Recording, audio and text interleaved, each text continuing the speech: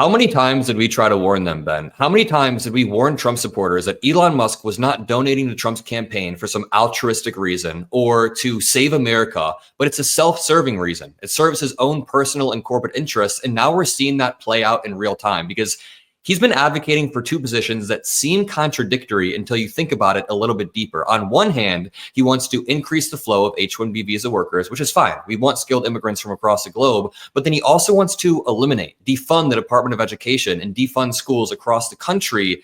And these seem contradictory, but when you think about it for a few seconds, you realize that defunding education domestically means fewer opportunities for kids to enter STEM fields, fewer homegrown engineers, and a less competitive American workforce, while H-1B visa workers are easier to overwork because their visa status basically ties them to their employers. So now you can see Elon Musk's play very clearly. And I want to throw it over to you. How do you think Doge ties into all of this?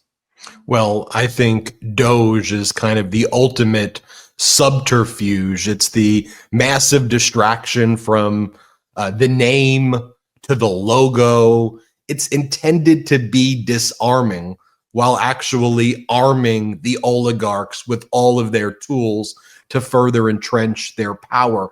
I've always said that the culture war that exists right now is really a subterfuge by the oligarchs for a class war that they are waging against the 99% of Americans, while those 99% of Americans don't even realize that the war is taking place. You know, they're riling people up to focus on woke this, woke that.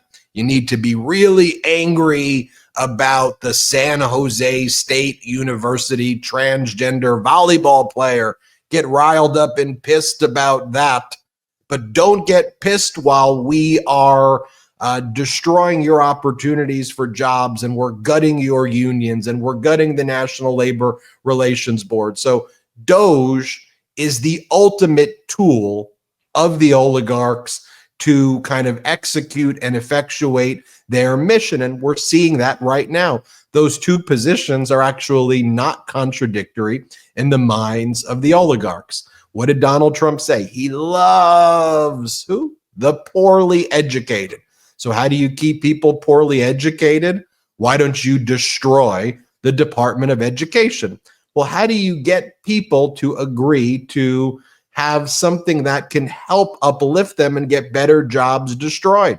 Just call it woke and just say the Department of Education is pursuing all of these woke policies. We need to destroy that. Okay, so then you've convinced a whole group of people who it's actually in their interest to have a robust and helpful Department of Education that gives grants and helps uplift people so they can get these STEM jobs. Now you've convinced them to destroy the Department of Education. And then the oligarchs go, you know what? We don't have the labor here. Americans haven't gone through the requisite education, so we need talent from overseas, specifically in this case, India, to be engineers. It ties in with their other agenda because now once you have an H-1B visa worker here, they're not part of the unions. They essentially function as indentured servants. They're working under the fear of being deported if they don't do a good job, and you can skirt around all of the other labor rules as well. So that's what they're doing. It should be obvious. What I just said and described, though, doesn't necessarily fit into a nice slogan like send them back, or woke this, woke that. But that's where Democrats or people who care about labor in general need to get innovative and say what I just said as a slogan. You know, maybe you say we need health, we need education, we need, humanity. Come up with whatever it is, and repeat it over and over again. Yeah, like they always say, drain the swamp. But in the process of draining the swamp, Trump literally created a swamp of billionaires. If you look at his cabinet, there's a graph that shows basically everyone in his cabinet is worth $100 million minimum. A lot of them are billionaires. So this is the swamp. This is the elite that Trump has been railing against. And it seems like some MAGA supporters are conveniently just realizing this now. Everyone's seen the internal conflict within MAGA over the past few days. And I want to play this clip of Laura Loomer conveniently just now realizing that Elon Musk is the elite. He's the richest man in the world, and he's working for himself. And what we need to have a conversation about is, what is it going to mean for the future of our country, our national security, and the incoming Trump administration if we have a bunch of technocrats who are also essentially welfare queens because their companies are receiving government subsidies and they want to take over our defense industry? If you have a bunch of tech bros with billions of dollars and direct unfettered access to the vice president and the president of the United States, and then they are also, very cordial with our adversaries, as in China and Iran. We see that Elon Musk is having these meetings off the books with Iranian officials, with Chinese officials.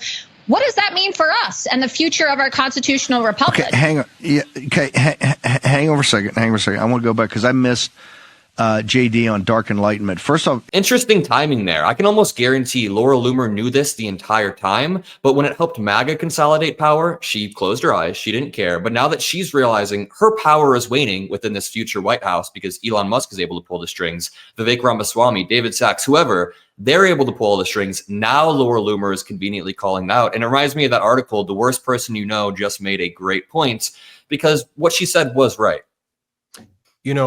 And it's not unique to Laura Loomer. All of these different groups thought that it wasn't going to happen to them, right? It could be the Venezuelans said, nope, it's going to happen to the Mexicans. The Muslims believe that somehow Donald Trump, despite the fact that he had a Muslim ban, that he was going to be, somehow supportive of their agenda in Gaza. I mean, which made absolutely no sense to me if you listen to what Trump was saying and Trump's relationship with Netanyahu. You go through all of these groups, the unions or the longshoremen who would be like, well, Trump said that he's not in favor of automation. Well, guess what Elon just posted the other day? Elon said that United States ports don't rank in the top 50 in the world because of automation. So if you think that because he met with Trump and he said in a meeting with you that he doesn't like automation, that his views aren't going to follow what the money ultimately tells him that his views are, that's where Donald Trump goes. At least Elon Musk, if you want to give him credit for anything, recognizes that ultimately Trump follows the money and Elon Musk has the most money. So at least Musk is thinking about it realistically. I'm going to pay for play and get my agenda enacted that I want because I've got the most money. All these other groups that thought that they were somehow going to convince Donald Trump based on a meeting that they had when they don't have the money, it's like, come on, haven't you followed this guy's history, at all? And they haven't. And so it's across the board, Adam, of what you're seeing. And now they're in the find out stage. I mean, you have to build on that. The entire movement is so contradictory. I love how the No New Wars guy immediately started to threaten Panama, the Panama Canal, Canada, Mexico. He says that grocery prices were going to be lowered. He immediately flip-flops on that. Even Ukraine funding, which I personally kind of like that he's going to continue funding Ukraine, or at least it seems like it. He genuinely said we can't keep sending taxpayer dollars over there. Then right after he wins, he's like, maybe we can. Maybe he understands that Russia is 2 years away from completely collapsing. But yeah, they also say they want to put America first. Yet the policies that Elon Musk advocates for are not designed to build a stronger America or a more equitable America. They're designed to maximize his own profits, maximize the efficiency of Tesla by taking advantage of H-1B visa workers. So that loops back to Doge just being a proxy for Vivek and Elon to play with Americans. And it is the perfect shield, as you said, because it's like a fun, memey name based off of a coin that skyrocketed a few years back. All of the tech bros think it's so cool. And it's basically Elon like pulling the wool over their eyes, right? Powerful people recognize Donald Trump's weakness, that Trump ultimately actually runs away from conflict. And Trump's thesis with everything, thesis is perhaps giving him too much credit, is saying, like a miracle, it's all going to go away. Let me give you and our viewers this hypothetical. If President Xi of China posted on social media that he was considering taking over Japan. And then he posted a meme of the Chinese flag in Tokyo, and then talked about how the leader of Japan is actually a governor of the CCP in sequence like that. Just a joke. Do you think the world would go, that's just G being G? Or do you think they would say, holy crap, this guy's actually about to invade Japan? Of course they would say this guy's absolutely about to invade Japan, because that's what power does. You don't recklessly make statements that you don't then back up by force. It's why Trump's statements need to be taken very seriously. But when Trump then doesn't exercise the threat against Panama, Greenland, and Canada, it neuters him over and over again in the eyes of both foreign leaders and people like Elon Musk, who view the guy as a paper tiger and very, very weak. And he's only a strong man in the mind of weak people. And that's one of the problems about how we got here to where we are today. Yeah, not only does it neuter Donald Trump, but it also just allows America to lose credibility on the global stage. We're no longer a credible ally when our president is recklessly threatening people. But yeah, to build on what you said, just to end this off, the double standards are insane. Because again, if Xi Jinping said that, people would freak the hell out. And it kind of reminds me of an analogy I always use. Could you imagine for 1 second if President Biden, after the 2020 election, was seen walking around with Bill Gates, after Bill Gates bought Facebook, used Facebook to relentlessly push pro-Biden information, basically donated hundreds of millions of dollars to the Biden campaign, and then you see them courtside at a basketball game just chilling together? I think that the right-wingers' heads would genuinely explode. And Donald Trump is able to do that. Nobody really points it out. They even joke about Elon Musk being their version of George Soros. So it's going to be interesting to see over the next few years how this division plays out. I really do think that when you start a movement like this, you inevitably create true believers, people who will always be looking for deep state to work against. And I think a year from now, the true believers will still be there in the MAGA movement. They'll still be looking for the deep state, and the new deep state are clearly Elon Musk, Vivek Ramaswamy, people like that. So thanks for hopping on, Ben.